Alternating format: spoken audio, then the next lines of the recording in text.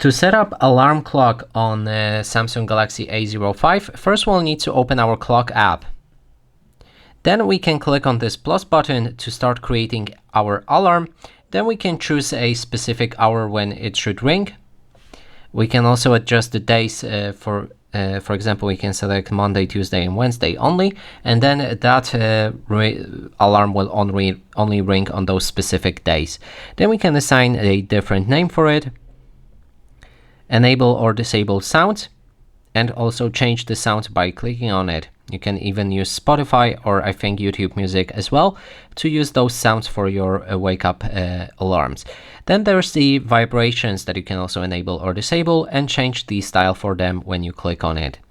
Next is a snooze, how long and how often, how much times it will repeat.